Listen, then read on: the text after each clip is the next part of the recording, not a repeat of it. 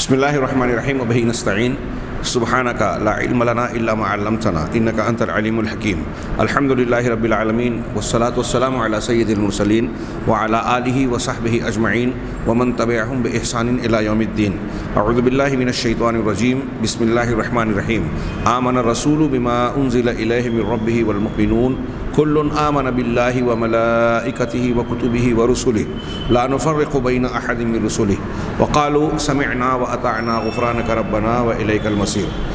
محترم سامعین، مرزا غلام احمد قادیانی جھوٹے مدعی نبوت کی حضرت عیسیٰ علیہ السلام کی شان میں گستاخیوں کا تذکرہ جاری تھا کہ کیسی کیسی دریدہ دہنی کا مظاہرہ کیا۔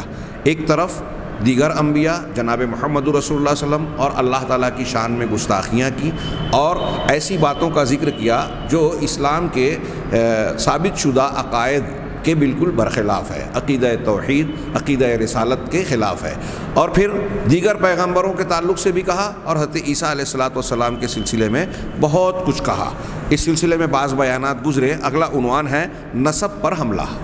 حضرت عیسیٰ علیہ السلام کو گویا نسبی اعتبار سے بھی مجروح نسب کا یعنی ولد الزنا قرار دینے کی کوشش کی۔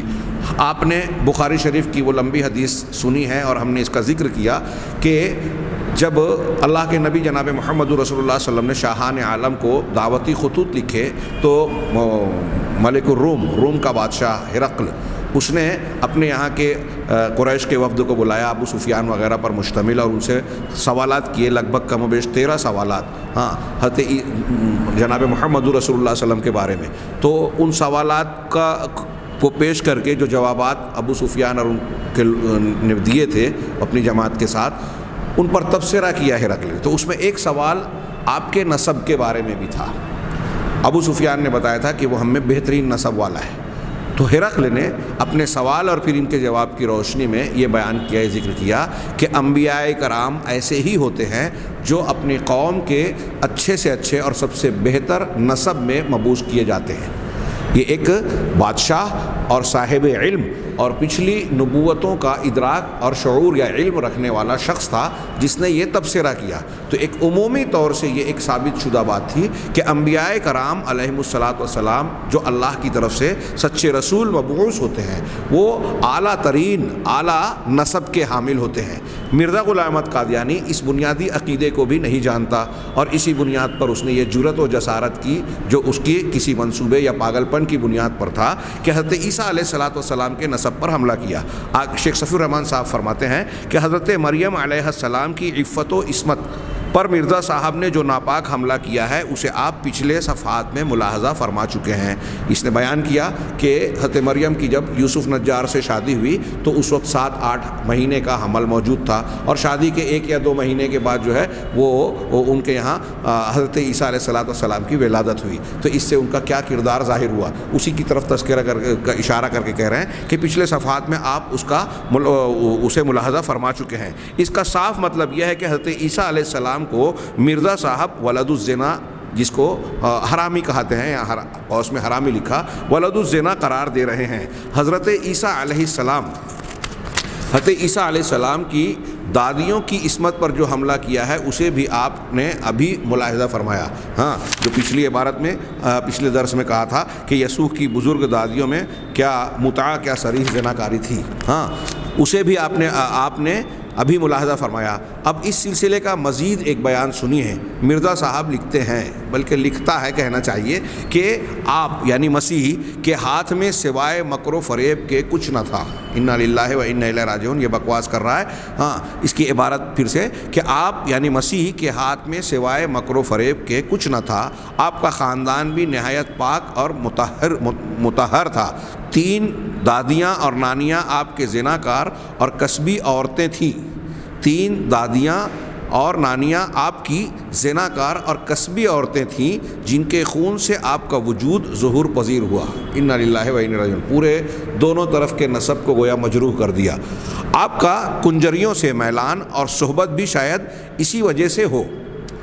جدی مناسبت درمیان ہے، ورنہ کوئی پرہیزگار انسان کسی جوان کنجری کو یہ موقع نہیں دے سکتا کہ وہ اس کے سر پر اپنے ناپاک ہاتھ لگاوے اور زناکاری کی کمائی کا پلید عطر اس کے سر پر ملے اور اپنے بالوں کو اس کے پیروں پر ملے، سمجھنے والے سمجھ لیں ایسا انسان کس چلن کا آدمی ہو سکتا ہے۔ انا للہ و انا الیہ راجعون، زمیمہ انجام آتھم صفحہ نمبر 6-7۔ یہ میں نے عرض کیا کہ حضرت عیسیٰ علیہ السلام کے نسب پر یہ حملہ کرتے ہوئے آپ کو ہی نہیں آپ کے پورے خاندان کو جو گویا مجروح اور انتہائی گھٹیا اور کم درجے کا بیان کر رہا ہے، انتہائی نچلے درجے کا اخلاق کردار ان کا پیش کر رہا ہے۔ آگے ایک اور عنوان، بدزبانی، یاوہ گوئی اور جھوٹ بولنے کا الزام۔ ہاں، جیسا کہ میں نے عرض کیا پچھلے دروس میں کہ اگر کوئی شخص کسی سچے پیغمبر کو جھوٹا بدزبان کہتا ہے تو یہ بجائے خود ایک کفر کی بات ہوگی۔ مرزا صاحب فرماتے ہیں حضرت ابراہیم علیہ السلام کے ثلاث کذبات والی بحث اپنی جگہ ہے، وہ جھوٹ نہیں ہے، اس کی تشریحات ہم کرتے ہیں۔ کسی پیغمبر کا صریح جھوٹ بولنا قصداً ثابت نہیں ہے۔ ہاں، حضرت ابراہیم علیہ السلام کے وہ جن کو 3 جھوٹ کہا گیا ہے وہ حقیقت میں جھوٹ نہیں ہے، اور ان میں سے ایک کی تشریح اور تعویل تو خود اسی حدیث میں موجود ہے جو انہوں نے اپنی بیوی کو بہن کہا تھا، تو کہا تھا کہ اسلامی رشتے سے ہم بھائی بہن ہیں۔ ہاں، اور وہاں عزت کی، ناموس کی حفاظت کے لیے انہوں نے یہ حکیمانہ جواب دیا تھا۔ ہاں، تو اس میں جھوٹ جس کو قابل مذمت جھوٹ کہا جاتا ہے اس کی کم سے کم 2 شرطیں ہوتی ہیں کہ وہ خلاف واقعہ ہو اور سامنے والے کو دھوکہ دینا مقصود ہو۔ حضرت ابراہیم کی تینوں باتوں میں جن کو جھوٹ کہا گیا، ہاں، ان میں یہ دونوں چیزیں پائی نہیں جاتی، اور 2 کا تذکرہ تو خود قرآن میں ہے۔ بڑے والے نے توڑا ہے، وہاں دعوت و تبلیغ کے لیے آپ نے یہ بات بیان کی تھی، اور قوم نے اس سے دھوکہ نہیں کھایا، اس کو مانا نہیں، یعنی یہ دھوکہ دینے کے لیے نہیں تھا۔ جب قوم نے اس کا اعتراف کیا کہ یہ نہیں بول سکتے تو حضرت ابراہیم نے اپنے مقصد کو بیان کیا کہ پھر تم کیوں پوچھتے ہو، اور اسی وجہ سے تو انہوں نے حضرت ابراہیم کی بات مانی نہیں اور یہ جان لیا کہ انہوں نے ہی توڑا ہے، تبھی تو ان کو آگ میں ڈالنے کا اقدام کیا، منصوبہ بنایا اور پھر قدم اس کو کوشش بھی کی۔ ہاں، تو بہرحال کسی نبی سے جھوٹ ثابت نہیں ہے۔ مرزا صاحب فرماتے ہیں ہاں آپ یعنی مسیح کو گالیاں دینے، آپ مسیح کے بارے میں کہہ رہا ہے یہ، اور اس لیے اس کو فرماتے ہیں، کہتے ہیں کہ بجائے کہتا ہے بکتا ہے، یہ کہنا چاہیے کہ ہاں آپ یعنی مسیح کو گالیاں دینے اور بدزبانی کی اکثر عادت تھی۔ حضرت عیسیٰ علیہ السلام کے بارے میں کہہ رہے ہیں کہ گالیاں دینے اور بدزبانی کی اکثر عادت تھی، ادنا بات میں غصہ آ جاتا تھا، اپنے نفس کو جذبات سے روک نہیں سکتے تھے۔ یہ بھی یاد رہے کہ آپ کو کسی قدر جھوٹ بولنے کی بھی عادت تھی۔ یہ زمیمہ آتھم صفحہ نمبر 5۔ بتائیے حضرت عیسیٰ علیہ السلام کی شخصیت اور ان کا کردار جس طریقے سے پیش کر رہا ہے، اس کی جو تصویر بنتی ہے وہ آج ہمارے درمیان موجود کیسے آدمی کی تصویر ہے؟ ایک جذباتی، متحور، ہاں، جو اپنے نفس پر کنٹرول کھو دیتا ہے اور جس کو اپنی زبان پر اور کردار پر کوئی قابو نہیں ہے۔ ہاں، وہ کچھ بھی بدزبانی کر رہا ہے، جھوٹ بھی بول رہا ہے اور چھوٹی چھوٹی باتوں پر غصہ آ جا رہا ہے۔ کوئی پیغمبر ایسی شان کا نہیں ہو سکتا اور نہیں ہوتا۔ آگے ایک دوسرا اقتباس، حضرت عیسیٰ نے خود اخلاقی تعلیم پر عمل نہیں کیا، انجیر کے درخت کو بغیر پھل کے دیکھ کر اس پر بد دعا کی اور دوسروں کو بد دعا کرنا سکھلایا، اور دوسروں کو یہ بھی حکم دیا کہ تم کسی کو احمق مت کہو، مگر خود اس قدر بدزبانی میں بڑھ گئے کہ یہودی بزرگوں کو ولد الحرام تک کہہ دیا، اور ہر ایک وعظ میں یہودی علماء کو سخت گالیاں دیں۔ اخلاقی معلم کا فرض ہے کہ پہلے آپ اخلاق کریمہ دکھلاوے۔ چشمہ مسیحی صفحہ نمبر 9۔ یہ پہلے خود ایمانیات کو سیکھے مرزا صاحب، اس کے بعد اسے قلم اور زبان کا استعمال کرنا چاہیے تھا، لیکن ظاہر سی بات ہے کہ وہ خود کسی کا آلہ کار بن رہا ہے اور اس کے ذہن میں یا اس کا دماغ جو ہے وہ ٹھیک ٹھاک نہیں تھا، صحیح دماغ نہیں تھا، اس لیے اس قسم کی باتیں اس نے رقم کی لکھی۔ مسیح میں برائیاں ہی برائیاں، یہ عنوان ہے۔ مرزا صاحب لکھتے ہیں مسیح کا چال چلن کیا تھا؟ ایک کھاؤ پیو، اب کھاؤ پیو ہے یا کھاؤ پیو؟ ایک کھاؤ پیو، شرابی، نہ زاہد نہ عابد نہ حق کا پرستار، خود بین۔ شرابی، کھاؤ پیو، شرابی، نہ زاہد نہ عابد نہ حق کا پرستار، خود بین، خدائی کا دعویٰ کرنے والا۔ ہاں، مکتوبات احمدیہ جلد سوم صفحہ نمبر 49۔ اب بتائیے کہ اگر کوئی انسان ایسے کردار اور شخصیت کا حامل ہو تو اللہ تبارک و تعالیٰ اس کو لوگوں کے لیے نمونہ بنا کر پیش کرے گا، ان کی تعریف فرمائے گا۔ قرآن مجید میں حضرت عیسیٰ علیہ السلام کا ذکر کرتا انہیں نمونہ بیان کرتا؟ ہاں، یہ شخص خدائی کا دعویٰ کرنے والا حضرت عیسیٰ علیہ السلام کو کہہ رہے ہیں، اور قرآن کہتا ہے کہ حضرت عیسیٰ علیہ السلام اس سے بری ہیں اور براءت کا اظہار کیا۔ قیامت کے دن بھی کہیں گے کہ میں نے تو بس وہی کہا تھا، وہی تعلیم دی تھی لوگوں کو جو تو نے مجھ کو بیان کی تھی، جس کا حکم دیا تھا کہ میرا پروردگار اور تمہارا پروردگار ایک ہے، یعنی اللہ تعالیٰ توحید کی تعلیم دی تھی۔ اگر حضرت عیسیٰ کا یہ بیان، یہ جو مرزا بیان کر رہا ہے، اس کو صحیح مانے تو اس کا مطلب قرآن و حدیث کی بنیاد پر جو ہم یہ کہتے ہیں، اور قرآن و حدیث میں بہت سی دلیلیں ہیں کہ تمام انبیاء کرام علیہ السلام کی دعوت توحید پر مشتمل تھی، ابتدا اور انتہا توحید ہی ہوتی تھی اور ساری تعلیمات اس کے گرد گھومتی تھی، تو یہاں تو توحید ہی مخدوش ہو گئی اگر حضرت عیسیٰ اپنے آپ کے لیے خدائی کا دعویٰ کرتے ہوں، جیسا کہ یہ مرزا جھوٹا بیان کر رہا ہے۔ ہاں، آگے ایک ایسے ناپاک خیال، متکبر اور راست بازوں کے دشمن حضرت مسیح کو ایک بھلا مانوس آدمی بھی قرار نہیں دے سکتے، چہ جائے کہ اسے نبی قرار دیں۔ گویا اس عبارت سے محسوس ہو رہا ہے کہ وہ حضرت عیسیٰ کی نبوت کا انکار کر رہا ہے، جس کو قرآن و حدیث نبی قرار دے رہے ہیں، یہ خود کافر ہو گیا۔ کہہ رہے ہیں نمبر 3 ضمیمہ انجام آتم صفحہ نمبر 9، مسیح ایک ہندو زادے سے بھی گھٹیا تھا، نعوذ باللہ من ذالک۔ مرزا صاحب فرماتے ہیں کہ مریم کا بیٹا کوشلیہ کے بیٹے سے کچھ زیادت نہیں رکھتا۔ ہاں، یہ انجام آتم صفحہ نمبر 41۔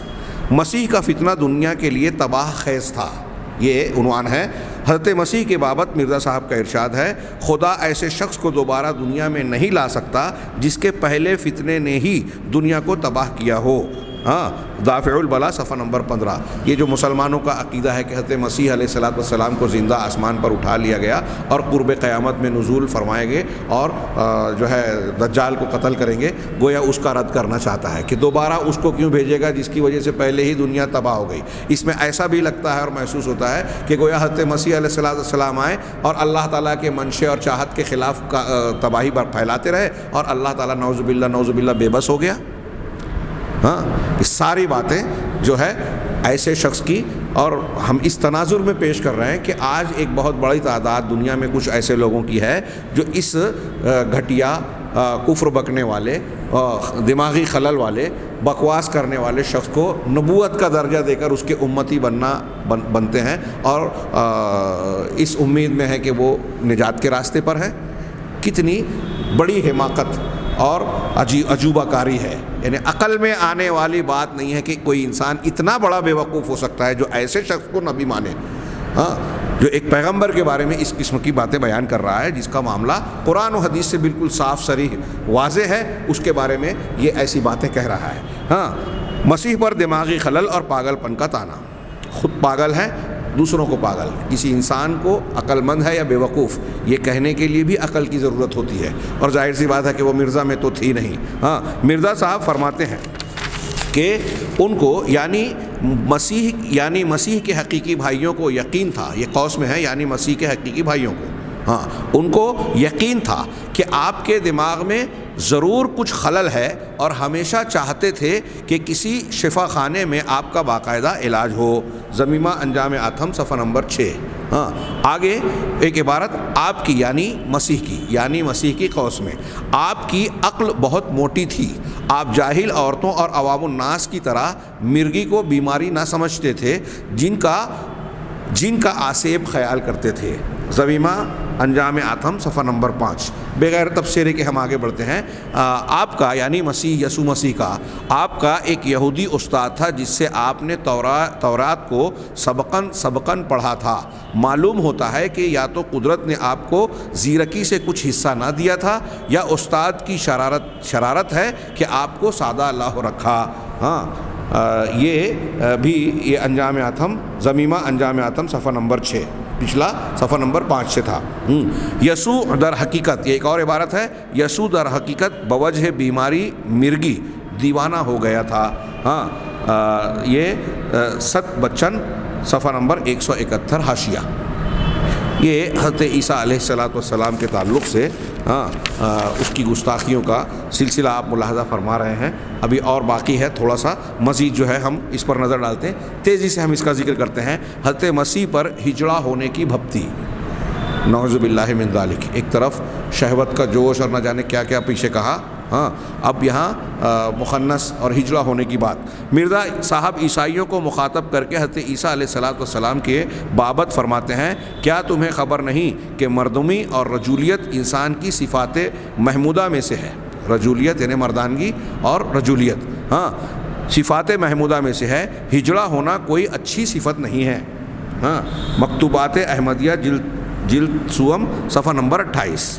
اگرچہ یہاں اس بات کی صراحت نہیں ہے، لیکن شیخ صفی الرحمن صاحب نے اوپر ذکر کیا کہ حضرت عیسیٰ علیہ السلام کی بابت یہ بات کہہ رہا ہے، نعوذ باللہ من ذالک، جس کو نقل کرتے ہوئے بھی جو ہے ہمیں جو ہے دکھ ہو رہا ہے، اور ایسا دل چاہتا ہے کہ ان چیزوں کو بیان بھی نہیں کرنا چاہیے، لیکن جس کے بارے میں ہم یہ سوچتے ہیں اگر کوئی شخص اس کو لکھ رہا ہے، بیان کر رہا ہے، ایسے شخص کو جو لوگ نبی مان رہے ہیں وہ کتنی بڑی گمراہی کا شکار ہیں، اندازہ لگائیے۔ تالمود کی چوری کا الزام، یہ عنوان ہے۔ مرزا صاحب حضرت عیسیٰ علیہ السلام کی مشہور پہاڑی تعلیم کی بابت ریمارک فرماتے ہوئے لکھتے ہیں، پہاڑی تعلیم یعنی اس نے خود بیان کیا، اس لیے انورٹڈ کاماز میں ہے، ہاں پہاڑی تعلیم کی بابت ریمارک فرماتے ہوئے لکھتے ہیں، ہاں ان کی عبارت ہے کہ نہایت شرم کی بات ہے کہ آپ یعنی حضرت مسیح نے، نہایت شرم کی بات ہے کہ آپ یعنی حضرت مسیح نے پہاڑی تعلیم کو جو انجیل کا مغز کہلاتی ہے، یہودیوں کی کتاب تالمود سے چرا کر لکھا، اور پھر ایسا ظاہر کیا ہے کہ گویا میری تعلیم ہے۔ زمیمہ انجام آتم صفحہ نمبر 6۔ اگر مرزا صاحب کے اس بیان پر صرف غور کیا جائے تو اس کا مطلب یہ ہوا کہ وہ یہ کہنا چاہ رہا ہے کہ حضرت عیسیٰ علیہ السلام کے پاس جو تعلیمات آئیں، انجیل انہوں نے پیش کی، وہ اللہ تعالیٰ کی طرف سے نازل شدہ نہیں ہے۔ تو اگر یہ بھی بات کہی جائے تو قرآن و حدیث کا انکار ہے اور آسمانی کتابوں کے تعلق سے ایمان کے خلاف ورزی ہے، یہ خود کفر ہے۔ آگے تقوی میں نقص اور شیطان کی پیروی عنوان ہے۔ مرزا صاحب لکھتے ہیں کہ آپ یعنی حضرت مسیح علمی اور عملی تقوی میں بہت کچے تھے، علمی اور عملی تقوی میں بہت کچے تھے، اسی وجہ سے آپ ایک مرتبہ شیطان کے پیچھے پیچھے چلے گئے۔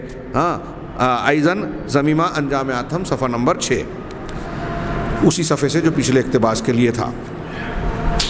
مسیح پر شیطانی الہام، ایک عنوان اگلا عنوان۔ مرزا صاحب اپنی ایک تحقیق کا انکشاف یوں فرماتے ہیں، ایک فاضل پادری فرماتے ہیں کہ آپ کو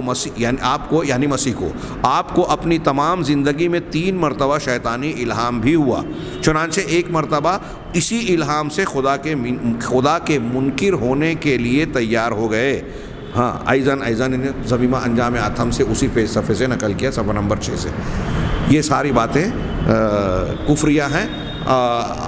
سامعین کرام اگر ایسا محسوس کر رہے ہیں کہ میں غیر ضروری تفصیل پیش کر رہا ہوں تو نہیں، آپ کو یہ بتانا چاہتا ہوں کہ اس قسم کی باتیں جو مرزا نے بیان کی، اس سے مرزا کی حقیقت بھی بے نقاب ہوتی ہے اور اس کے ماننے والوں کی حماقت بے نقاب ہوتی ہے، اور ساتھ ساتھ میں آپ کو یہ بتانا چاہ رہا ہوں کہ اس قسم کا عقیدہ اگر کوئی کسی بھی پیغمبر کے بارے میں رکھے گا تو وہ کافر ہو جائے گا۔ لہٰذا یہ ہمارے انبیاء پر اور رسولوں پر ایمان لانے کے متعلق ایک معلوماتی اور اہم پہلو کی حامل بات ہے۔ مسیح پر شیطانی الہام، ہاں مرزا صاحب یہ میں نے پڑھ لیا۔ آگے اگلا اقتباس اسی کے عنوان کے تحت، خدا ایک پہاڑ سے موسیٰ سے ہم کلام ہوا، خدا ایک پہاڑ سے موسیٰ سے ہم کلام ہوا، اور ایک پہاڑ پر شیطان عیسیٰ سے ہم کلام ہوا۔ حضرت موسیٰ سے اللہ تعالیٰ ہم کلام ہو رہا ہے، اور ایک پہاڑ سے شیطان حضرت عیسیٰ سے ہم کلام ہوا۔ اس دونوں قسم کے مکالمے میں اگر غور کرنے کا مادہ ہے، یہ نور الحق صفحہ نمبر 50 سے منقول ہے۔ اگلا عنوان، مسیح کی پیشین گوئیاں جھوٹی اور اجتہادات غلط۔ مرزا صاحب یہ کہہ رہے ہیں کہ جو مسیح علیہ السلام نے جو پیشین گوئیاں کی وہ جھوٹی ہیں، اور جو اجتہادات کیے وہ غلط ہے، جبکہ اس کی کوئی ایک پیشین گوئی جو اس نے ابھی ہم آگے پڑھیں گے جو کی ہے، کوئی ایک بھی ثابت نہیں ہوئی، صحیح نہیں ہوئی، اور تمام سچے پیغمبروں کی ہر پیشین گوئی سچی ثابت ہوئی۔ ہاں مرزا صاحب فرماتے ہیں، ہائے کس کے آگے ماتم لے جائیں کہ حضرت عیسیٰ علیہ السلام کی 3 پیشین گوئیاں صاف طور پر جھوٹی نکلیں۔ یہ اعجاز احمدی صفحہ نمبر 14۔ آگے ایک اور اقتباس، افسوس ہے کہ جس قدر حضرت عیسیٰ علیہ السلام کے اجتہادات میں غلطیاں ہیں اس کی نظیر کسی نبی میں نہیں پائی جاتی۔ ہاں افسوس ہے، پھر سے دیکھیے کہ افسوس ہے کہ جس قدر حضرت عیسیٰ علیہ السلام کے اجتہادات میں غلطیاں ہیں اس کی نظیر کسی نبی میں نہیں پائی جاتی۔ شاید خدائی کے لیے یہ بھی ایک شرط ہوگی، مگر کیا ہم کہہ سکتے ہیں کہ ان کے بہت سے اجتہادوں اور غلط پیش گوئیوں کی وجہ سے ان کی پیغمبری مشتبہ ہو گئی؟ ہاں، اعجاز احمدی صفحہ نمبر 25۔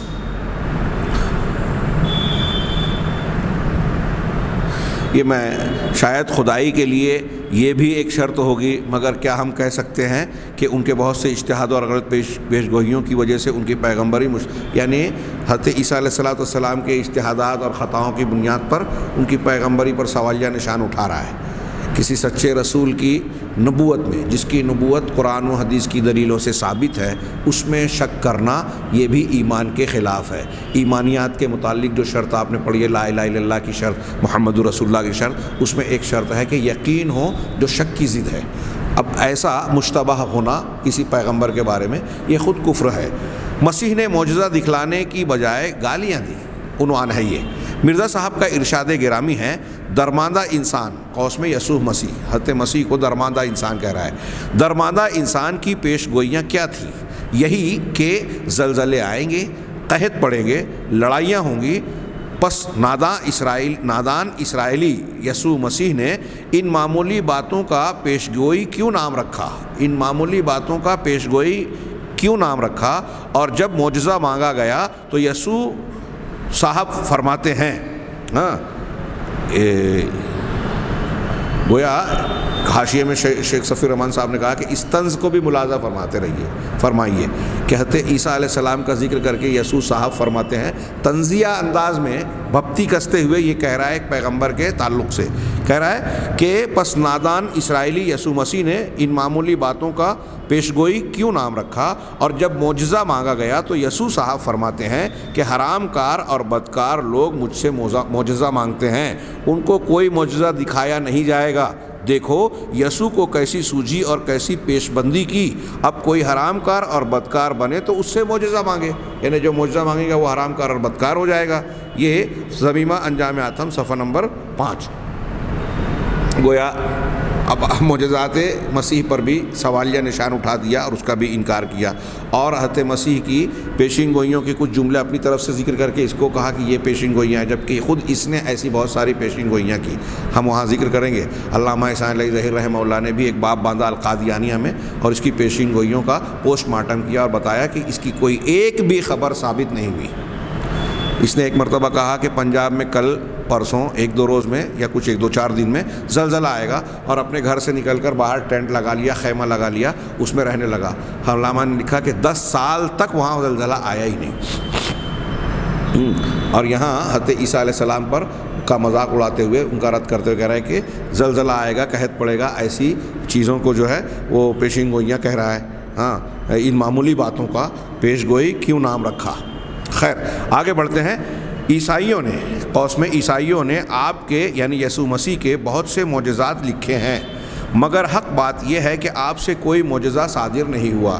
ملاحظہ فرمائیے، حضرت عیسیٰ علیہ السلام کے سارے معجزات کا رد کر دیا، یہ بھی کفر ہوا۔ قرآن و حدیث میں ان کے معجزات کا ذکر ہے، ان سب کا انکار ہوا۔ اور اس دن سے کہ آپ نے یعنی یسوع مسیح نے معجزہ مانگنے والوں کو گندی گالیاں دیں اور ان کو حرام کار اور حرام کی اولاد ٹھہرایا، اسی روز سے شریفوں نے آپ سے کنارہ کیا اور نہ چاہا کہ معجزہ مانگ کر حرام کار اور حرام کی اولاد بنے۔ یہ ضمیمہ انجام آتم صفحہ نمبر 6۔ ہم آج کے درس کا یہ آخری عنوان ملاحظہ فرمائیں کہ مسیح کے معجزات مسمرزم تھے، شعبدہ جادو کا عمل، یعنی یہ جو ایک فن کہلاتا ہے۔ تو حضرت مسیح نے جو معجزات پیش کیے وہ حقیقت میں معجزہ نہیں تھے، مسمرزم کا نتیجہ تھے، جادوئی عمل، شعبدہ بازی۔ یہ تو آپ نے دیکھ لیا کہ مرزا صاحب حضرت مسیح علیہ السلام کے ہاتھ پر کسی معجزے کا ظاہر ہونا تسلیم نہیں کرتے۔ یہ مولانا صفی الرحمان صاحب فرما رہے ہیں کہ یہ تو آپ نے دیکھ لیا پچھلی عبارت میں کہ مرزا صاحب حضرت مسیح علیہ السلام کے ہاتھ پر کسی معجزے کا ظاہر ہونا تسلیم نہیں کرتے۔ پھر حضرت مسیح کے جو معجزات مشہور ہیں اور جن کا ذکر قرآن میں آیا ہے، ان کی بابت مرزا صاحب کیا فرماتے ہیں؟ اب جب ایک طرف یہ انکار کر رہا ہے اور قرآن میں ان کا تذکرہ ہے تو اب اس کی تعویل کریں گے، تو کیا کہہ رہے ہیں؟ اس کا جواب مرزا صاحب ہی کے الفاظ میں سنیے۔ لکھتے ہیں، حضرت مسیح کے معجزات عمل الترب یعنی مسمرزم کے طریق سے تھے۔ ایسے عملوں سے کاملین پرہیز کرتے ہیں. یہ عمل الترب یعنی ترب یا جو بھی تلفظ ہو ہم یعنی مسمرزم کی طریق سے تھے، ایسے عملوں سے کاملین پرہیز کرتے ہیں. اگر میں اس کو مکروہ اور قابل نفرت نہ سمجھتا، اگر میں اسے مکروہ اور قابل نفرت نہ سمجھتا تو خدائے تعالیٰ کے فضل و توفیق سے امید قوی رکھتا تھا کہ ان اعجوبہ نمائیوں میں حضرت ابن مریم سے کم نہ رہتا. ہاں، ازالہ اوہام طبع اول صفحہ نمبر 305 تا 309 ملخصاً انہیں تلخیص کر کے یہ پیش کیا گیا ہے. ملاحظہ فرمائیں، ہو سکتا ہے کہ مرزا غلام احمد قادیانی جو اپنے دعووں میں بھی جو ہے بار بار گرگٹ کی طرح، بلکہ گرگٹ سے بھی کہیں زیادہ رنگ بدلتا رہا، اپنی تلون مزاجی کی بنیاد پر جو مختلف دعوے کرتا رہا، اسے یہ پریشانی بھی لاحق ہوتی رہی ہوگی کہ پچھلے ابتدائی دعووں میں جب اس نے یہ کہا کہ میرے اندر اور مسیح کے درمیان بڑی مناسبت اور مشابہت ہے، تو اب مریدین اور مخاطبین یہ گویا مطالبہ کر سکتے تھے کہ جب دونوں میں بڑی مشابہت ہے تو ان کی طرح آپ بھی کچھ معجزات پیش کریں. تو یہ تو جھوٹا تھا، پیش نہیں کر سکتا تھا. مسمرزم اور جو پھونک جھاڑ کو سیکھا بھی تھا تو اس سے بھی یہ ممکن نہیں تھا. تو اپنی طرف سے ان معجزات کو پیش کرے حضرت عیسیٰ علیہ السلام کی شکل و صورت کے یا ان کے مثل، یہ نہیں کر سکتا تھا، لہذا حضرت عیسیٰ علیہ السلام کے معجزات کا رد کر دیا. اپنے کردار کو ان کے مقام کا بنا کر پیش نہیں کر سکتا تھا، لہذا حضرت عیسیٰ علیہ السلام کے کردار کو اپنے کردار کے جیسا بتایا. آوارہ، زنا، بدکاری، پاگل، دیوانہ. پیچھے آپ پڑھ چکے ہیں، سن چکے ہیں ہاں کہ مرزا جو ہے مالی خولیا، مراق، ہاں میں نے شاید وہاں مراق کہا تھا، وہ صحیح تلفظ ہے، مراق، ہاں سل، دق اور ایسی بیماریوں کا شکار تھا، ذہنی خلل کا شکار تھا. ہاں تو اپنی بیماریوں اور اپنے آپ پر قیاس کرتے ہوئے حضرت عیسیٰ علیہ السلام پر کیچڑ اچھالے تاکہ وہ ان کی صف میں آ کر کھڑا ہو جائے.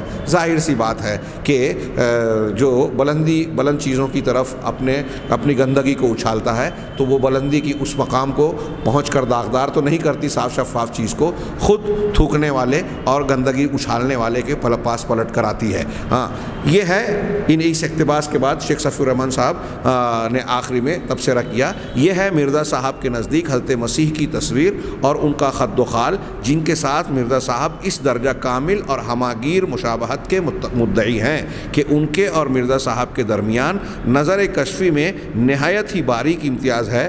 گویا جذبہ وصل سجدے است میان منو تو کہ رقیب آمد و پرسید نشان منو تو. یہ فارسی کا شعر انہوں نے نقل کیا. گویا ان کو اور اپنے آپ کو بالکل مناسبت اور یکساں قرار دیا. میں نے اس کی توجیح کی اپنے طور پر جو یہاں منقول نہیں ہے کہ مرزا صاحب حضرت عیسیٰ کے جیسے اپنے آپ کو اونچا بنا کر تو پیش نہیں کر سکتے تھے، ان کی صلاحیتوں کا مظاہرہ تو نہیں کر سکتے تھے، لہٰذا ان کے اور اپنے درمیان مشابہت دکھانے کے لیے حضرت عیسیٰ علیہ السلام کے کردار کو گھسیٹ کر اپنے کردار کے برابر لانے کی کوشش کی. اور یہ جو کچھ بیان کیا در حقیقت کہ وہ کہہ رہے ہیں کہ ان کے معجزات نہیں تھے، ان کی نبوت میں بھی اشتباہ ہے، ان کے تعلق سے جو ہے دماغی خلل اور دیوانے پن کی، یہ ساری چیزیں خود مرزا غلام احمد قادیانی میں موجود ہے. حضرت عیسیٰ علیہ السلام کی شخصیت ان سے کہیں زیادہ بلند و بالا ہے. ہاں ان کے خاندان کے سلسلے میں جو ہے نسب اور خاندان میں جو ہے وہ خرابی ہو سکتی ہے. حضرت عیسیٰ علیہ السلام اعلیٰ خاندان اور اعلیٰ نسب کے حامل تھے اور وہ ایک پیغمبر تھے جو اعلیٰ خاندان میں مبعوث ہوتے ہیں. اللہ تبارک تعالیٰ سے دعا ہے کہ ہمیں خیر کی توفیق دے. وآخر دعوانا الحمد للہ رب العالمین وصلی اللہ علی نبینا محمد.